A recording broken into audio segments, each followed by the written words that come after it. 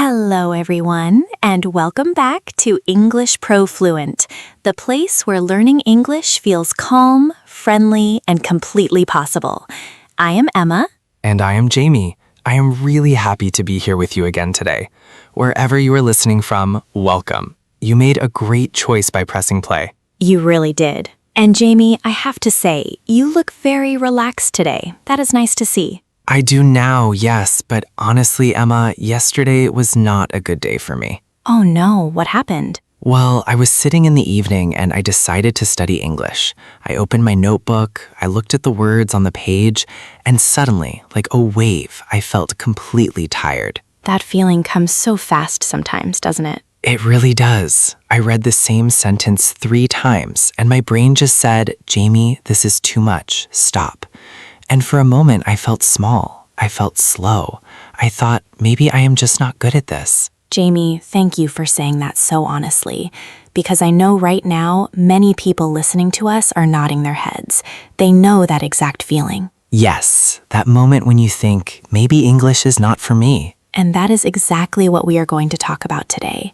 Not giving up on English, especially for beginners, for people who want to learn but feel tired, confused, or frustrated. Because English can feel like a very big mountain. A very big mountain.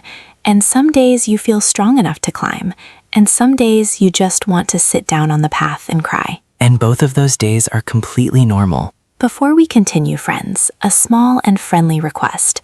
If you enjoy our conversations here on English Pro Fluent, please press the like button and subscribe to our channel.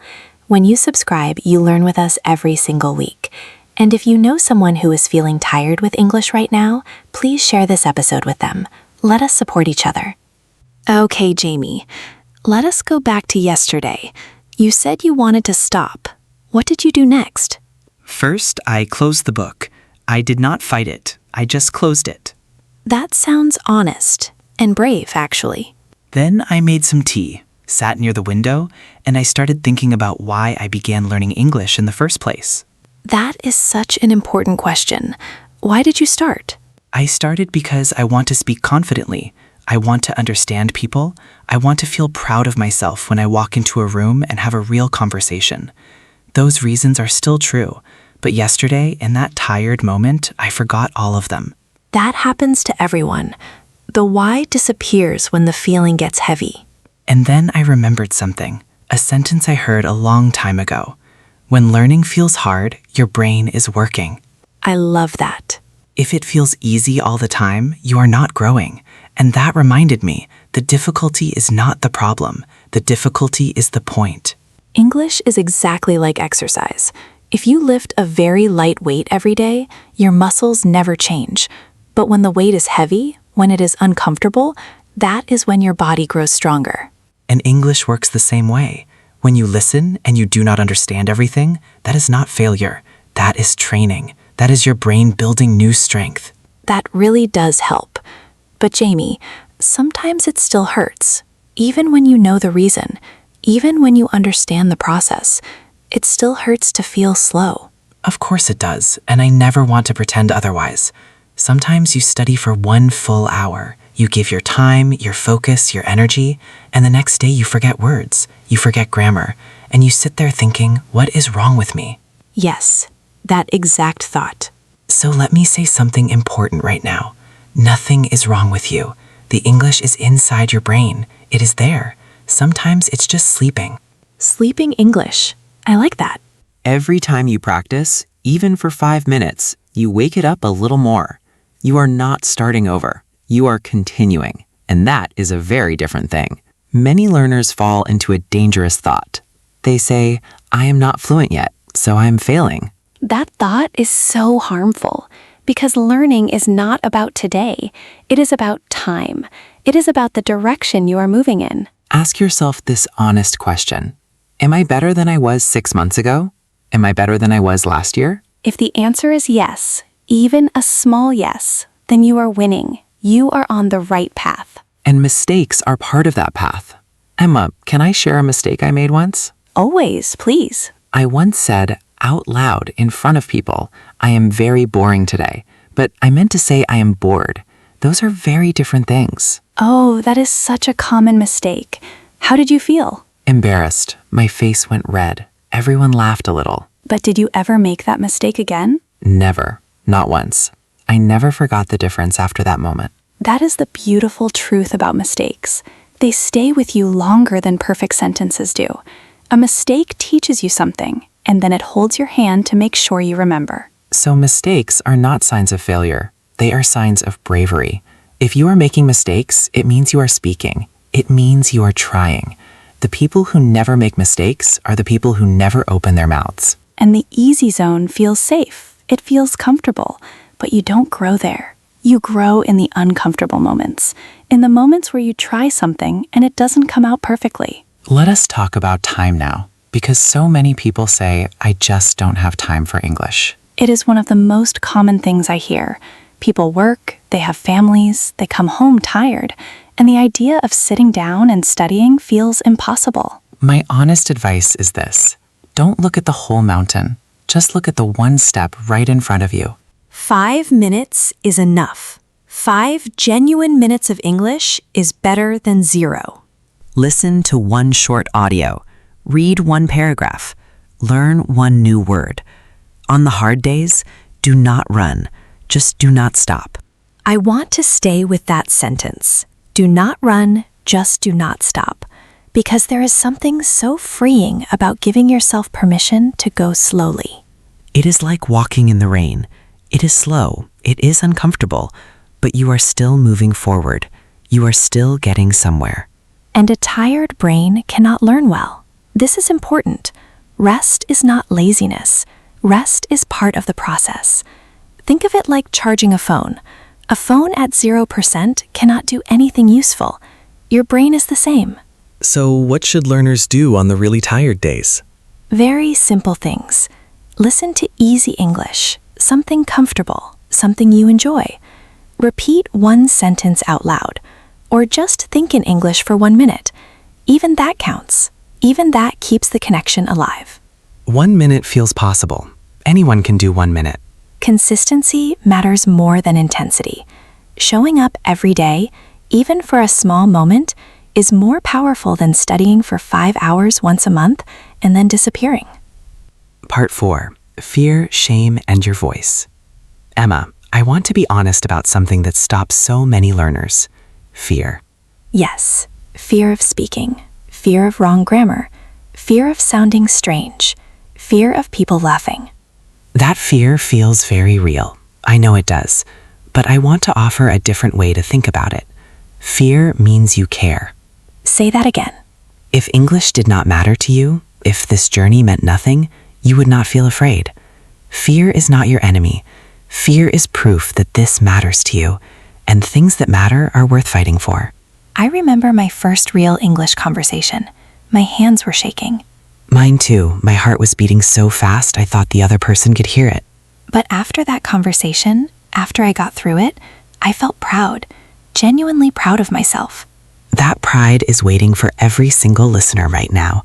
It is on the other side of that fear, and the only way to reach it is to walk through the fear, not around it. Jamie, let us also talk about something that many learners feel, but almost never say out loud. Shame.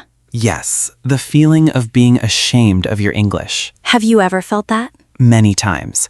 When people speak very fast around me, I go quiet. I listen, but I do not speak. I disappear a little. And many learners do exactly that.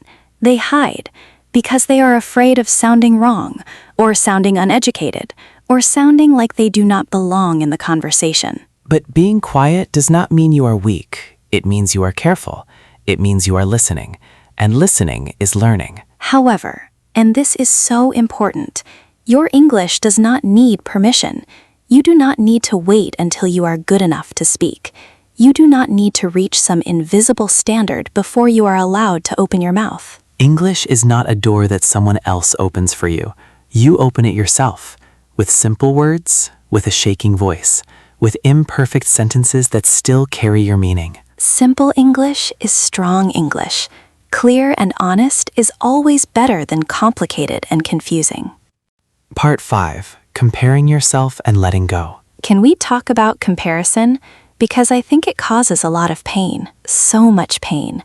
Beginners often look at fluent speakers, especially native speakers, and feel completely defeated. They think, I will never sound like that. I will never be that fast, that natural, that confident. But here is the truth. Native speakers grew up with English. They did not learn it the way you are learning it. They absorbed it from birth, from their parents, their school, their television, their street.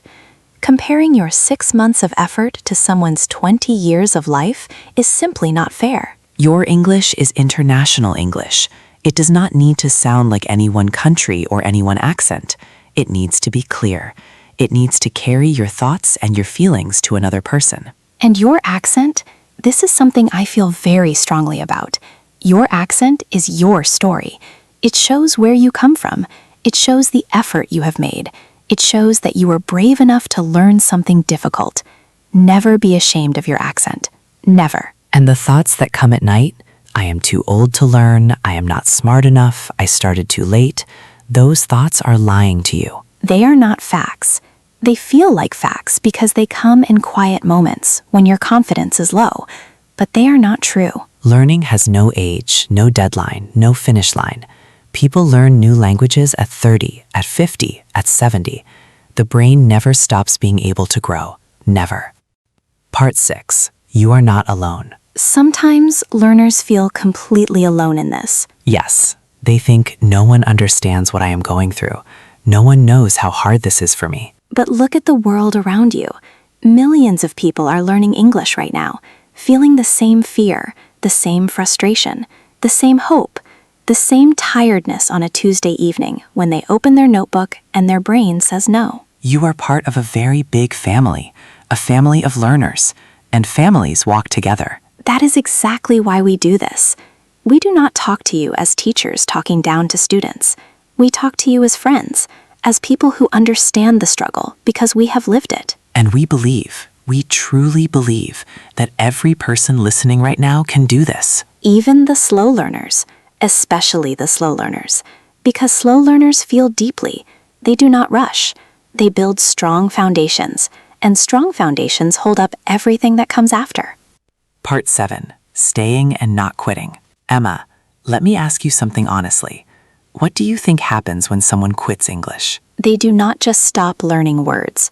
They send a message to themselves, a quiet, painful message that says, I cannot do hard things. And that message does not stay in English. It travels into other areas of life, into their work, into their relationships, into the next challenge they face. But when you stay, when you choose to keep going, even on the hard days, you are teaching yourself something much bigger than grammar. You are teaching yourself that you can do difficult things. You are teaching yourself patience, strength, trust in your own ability to grow. And confidence, real confidence, does not come before action. It comes after. You do not wait until you feel ready. You speak first, imperfectly, bravely, and then the confidence follows. Listener, if today you are thinking about quitting English, please wait. Not forever. Just wait today.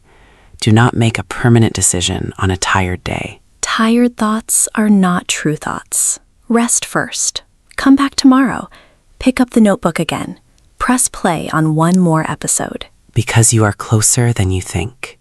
Every hard day you push through, you are getting closer. Before we close today, we want to leave you with something simple and clear that you can carry with you. If English feels heavy today, put it down gently, but pick it up again tomorrow. You are not stupid. You are not slow. You are learning, and learning takes time. Time is not your enemy. Time is your partner. Remember your why. Not grammar, not tests, your purpose. I want to communicate. I want to connect. I want to express who I am in English.